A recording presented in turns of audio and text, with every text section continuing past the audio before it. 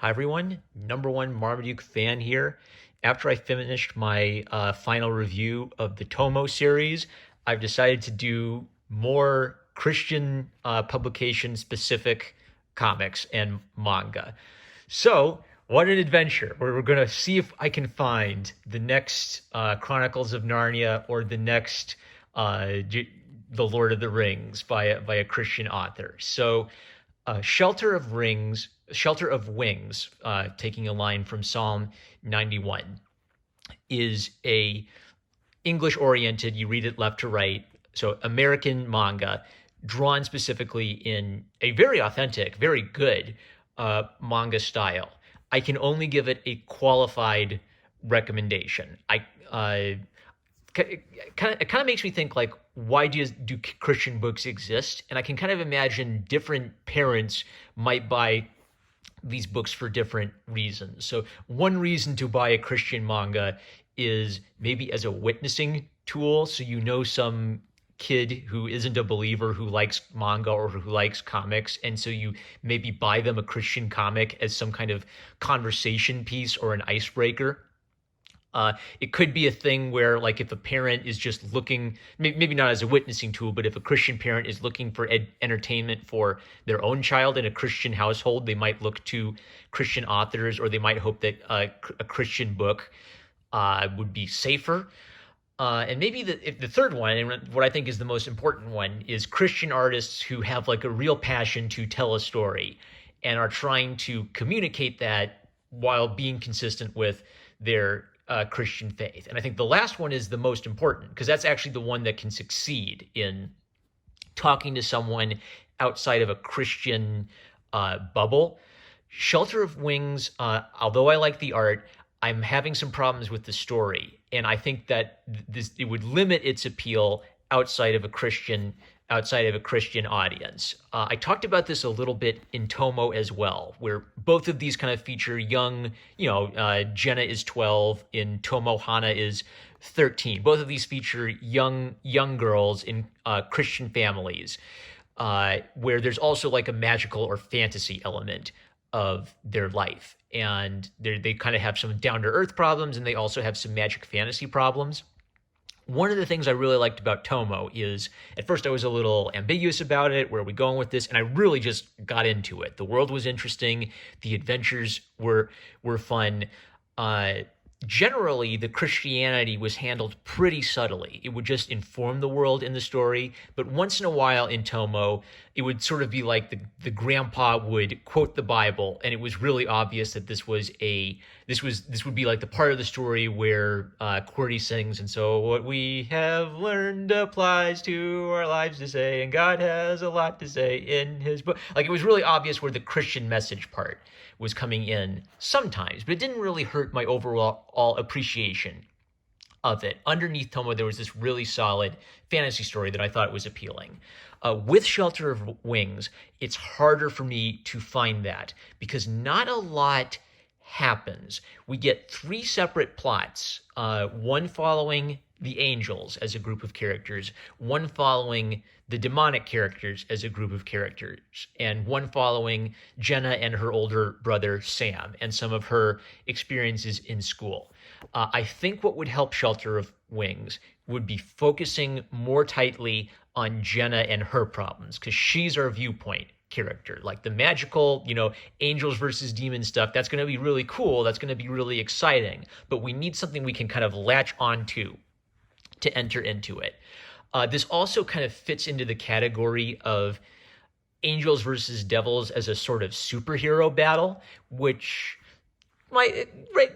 raises a few questions, but I'm actually going to defend that concept, actually. So one of the things is, if you have angels versus devils fighting each other in spectacular anime battles, which it does. It has spectacular anime battles with angels and devils. One of the questions is that dualism? Is that contrary to the Bible? And I would actually be willing to defend it on one condition. You have to make sure there's a separation between God and the fantasy element of your story. So basically, if you write fiction about devils and angels. I don't care if you come up with cool fantasy ideas about angels as devils, so long as you are respectful to God and you're careful about how you represent him. So, to its credit, Shelter of Wings never depicts God. They never have like an anime boy come out and say, "Hey guys, I'm God," because that would obviously be like that would be like a problem with violating the second commandment. There is some like cool, creative, funny stuff put into the scenes involving the angels as characters and the devils as characters. But generally, I think it kind of distracts a little bit from Jenna, who should be the main focal point. Now, one of the funny things is actually my favorite part of this book is the devils are hilarious and it's really well executed, the comedy. It would sort of be like the Team Rocket style comedy where the villains are just idiots and constantly doing slapstick with each other. Which I like because devils deserve to get made fun of. So the selling point of this is if you think you would enjoy seeing devils acting like Team Rocket and just doing absurd slapstick with each other, I would recommend it just for that part. I feel like there are some good ideas here.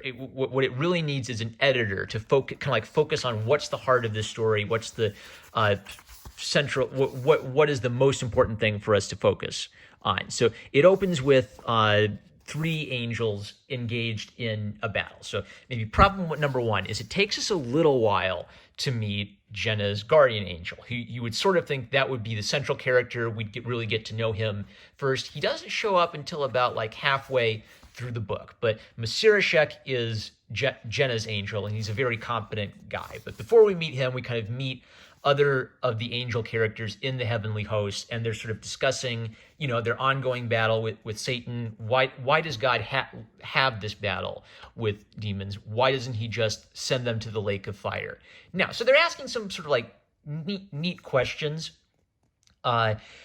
This is a issue of world building versus narrative. So one of the things that everybody says about One Piece is the highest selling manga of all time, is I haven't gotten very far in One Piece, but everybody says that the world building in One Piece is brilliant, and that the farther and farther you go, the deeper and richer the world gets. But when you start One Piece, it doesn't hit you with a lot of stuff. It's just kind of like Luffy and his pirates going on a few adventures. This is tending to hit us with a lot of information about, like, there's this legion of angels and this legion of demons, and there's that subdivision of angels and that subdivision of demons. I can sort of see a kid having to like take notes to keep up with a lot of this. So one thing would be focus on one character. We kind of just follow Masirashek, and we learn a bit about the angels as time go on. Now, I marked this page because one thing I find admirable is they're actually willing to let Jenna have some sort of nice, down-to-earth, normal human experiences. She's an artist, and some jerks come up to her and say, "Hey, you're an artist. Will you draw those 2 girls in bikinis for us?" And, comedically gives them the stare. All right. So what I like about this is sometimes Christians are afraid to show teenagers sinning because they think, oh, if I show teenagers sinning, then people will imitate that behavior. And you actually need to show sin to tell any kind of story, because any good story is about a character grappling with sin. So I do appreciate that they're willing to have teenagers behave like inappropriate teenagers. They're not afraid to show kids doing inappropriate things in the context of saying this is inappropriate. So Jenna is a little bit, she's 12 years old. She's kind of emotionally immature and not very in good control of her temper. Her older brother is a cool guy, and he's more serious about his faith at this point than Jenna is, and she's kind of jealous of that.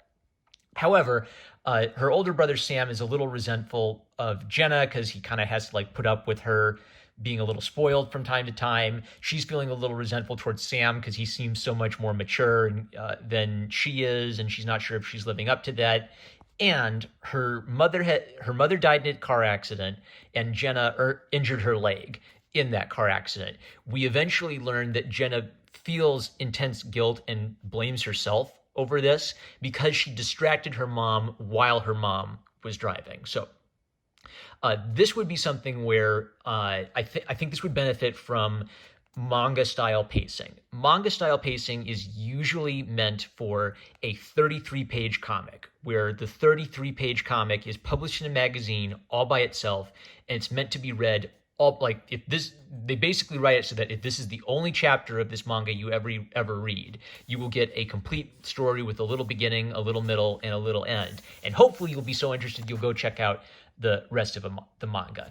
In a traditional manga, this would sort of be presented or packaged in a single chapter where we see she has this intense problem. Over time, we realize what she is. We sort of, maybe she remembers her mother's death, and we see the emotional fallout for her. So what it would leave us with is like this really intense feeling at the end of the chapter that Jenna has this big problem. Because this isn't following a serialized manga format, this is instead just sort of like a little subplot throughout. And it kind of leaves me wondering, all right, is this going to be like a central thing that Jenna's going to wrestle with and come to terms with? Or has she already kind of come to terms with this at the start of the story? There's some big question marks about how big a deal of this is this in Jenna's mind. Is she still at a place in her life where she continually blames herself for her mother's death? Or is she already at a place where she's starting to cope with her mother's death? And again, this is something where I feel like this should have been the focus of this volume. Then we start to kind of like see some of the info about the angels and demons. And like with the angels, there's also a problem where we sort of see this group of devils and this group of devils, and there's this general and that general. And finally, we meet what are our two central characters that we're going to follow, and they'll be our viewpoint character for the devil's part of the story. So Rufio and Kolam. And I really like Rufio and Kolam as villains. Kolam is not that good a fighter, but he's pretty shrewd, and he basically comes to the conclusion that the only way we can get Jenna is if we deceive her. Maybe we can use her love of her mother as a way of tricking her into idolizing her mother. Right? So he's a shrewd guy, but he's not that good at fighting. And Rufio is a really good and talented fighter, but he's a complete idiot. He's a complete comedic moron. So the two of them make a good pair of villains. But again, we mostly see them watching Jenna from afar, making their plans and fighting with each other. We never actually get to see them interact with Jenna or fight with Jenna or tempt Jenna once in this volume. We know they're planning to do it.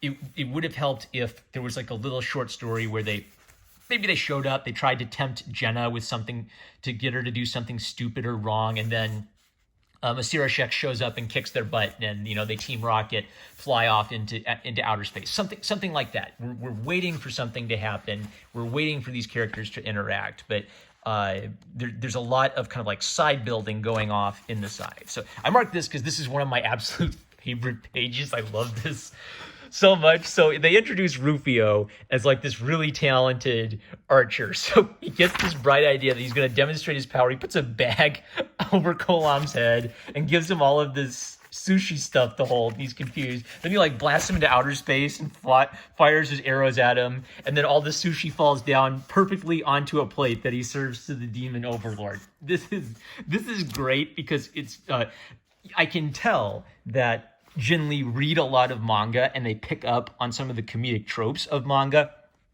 What I really like about this is a lot of this feels like a really old school 90s battle manga. Even the way the characters are drawn has that sharper 90s look.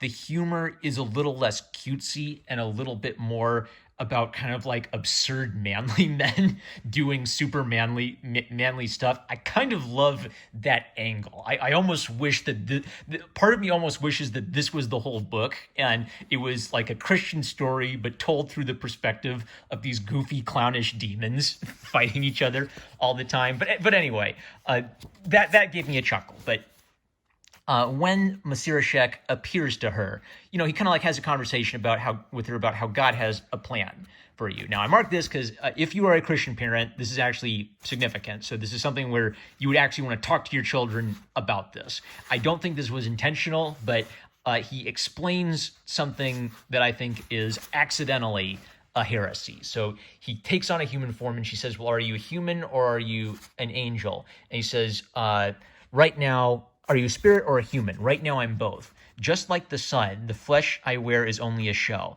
You wouldn't be able to comprehend my true form just yet. No. I wrote an asterisk. Okay.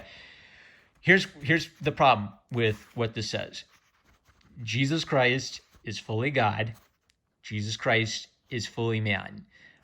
There are ancient heretics who believe that Jesus was basically just a ghost and his body was just an illusion. And that's not true because he really died. He was really born as a baby. He had to eat food. It's weird to think about, but when he was a baby, his parents had to change his diapers.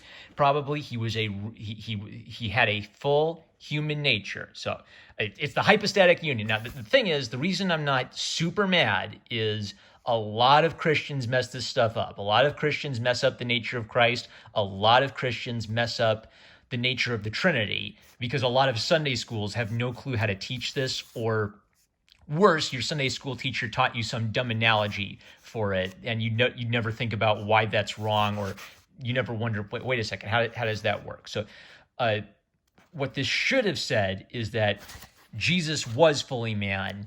Maybe for an angel, it's just a form they take so that human beings understand them, or so that they can speak to human beings. You shouldn't have had a thing where you basically should not have used this phraseology for it. Jesus was fully God. Jesus was fully man. All right, so if you're a Christian parent, you might have to have a talk with your child about the nature of Christ if you use this as sort of like a Christian teaching tool. So I'm not mad. It's a common problem that a lot of Christians don't know how to explain this stuff. I really wish if you talk about Jesus Christ in a manga that children will read, I think it's really important for you, I don't know, have a pastor read it, find someone you trust who's like really like up to snuff on some of this stuff, who can just kind of like pay attention and look out for little things like that. So that bugged me a little bit, but Mashirashek talks to Jenna about her purpose. We see some more examples of the heavenly characters, more examples of the devil characters. I like her family. She's visiting her Nonna and Nana. They're an Italian family, and the grandpa's a little brusque and kind of like a works with his hands type of guy. The grandma's a little bit more understanding. So that's pretty neat. I'd like to see that developed some more. And in the background, there's some more development going on where the two stupid devils, Rufio and Kolam, are thinking about starting an uprising and taking over Satan so they can be in charge of the devils instead of Satan. They're conspiring to tempt Jenna. And Mashirashek is basically just still offering her, counsel on how to live your life. Now, again, it's kind of like in the background. She meets a cute boy at school. He's kind of lazy. Mashirashek says, I'm not sure if you're ready for a boyfriend at your age, especially when he's, really immature and lazy. And then it kind of ends with him like giving her like saying the psalm with her and flying off with her. Then the author-artist team, Jin Lee, to offer some really sweet authorial commentary on like why writing this was important to her. It's a two-person team. I think Lee might be the artist, but anyway, it's clearly like a team of two women who work together on this stuff. She talks a little bit about how she wanted to retire from her career to work on this because she really loves manga and she felt like she had an important story to tell through the medium of manga. Her love of manga is really consistent throughout this. So if you had like a teenager who loved manga and you gave him like a Christian manga, like I would say, yeah, this feels like authentic manga. This has some of the goofy fun stuff from manga I like, but I didn't get a story with a beginning, middle, and end out of it. It ends with Mashirashek flying off with Jenna and promising that, more is to come. But we really need to see like the two stupid demons being bad guys and causing problems for Jenna that Jenna overcomes. A good fix to this might be tell a few little short stories about Jenna having typical teenage problems where she faces temptation and where she has to overcome temptation, where it's not the end of the world yet. And then maybe in the background, build up the big epic war idea. I feel like the idea of building up to a big epic war between the angels and demons took so much time in this manga that we didn't get to see Jenna go through like a big experience or overcome a temptation or grow as a character in this volume, which I feel is really important to do continually throughout a manga. Now, some fun stuff like fun stuff like this, like angels playing video games. This is just a goofy sketch. That would actually be like a fun idea. So since we're deliberately doing a comedic idea of angels versus demons and sort of comedically stupid demons, how about bringing in some imaginative stuff like this? Like, what do angels do if they ever have time off? Have Jenna as a viewpoint character ask some of these questions.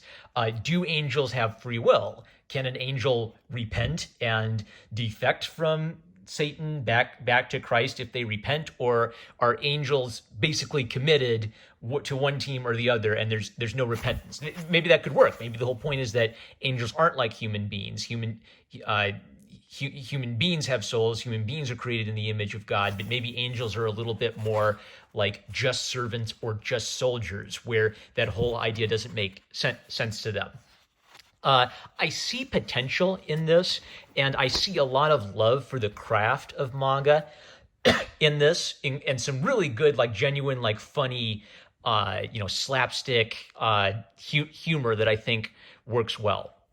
Its fundamental problem that could be fixed. This isn't a fundamental problem that I think is unfixable, but the fundamental problem that I think should be fixed is we need to see Jenna, and we need to understand Jenna's struggle and see Jenna have little adventures, have a story where she's rude to a teacher at school and she's has to learn a lesson about why Christ doesn't want her to do that. Have a story where Jenna feels a lot of guilt and lashes out at someone, and Jenna has to learn to come to terms with the fact that she is not to blame for her mother's death.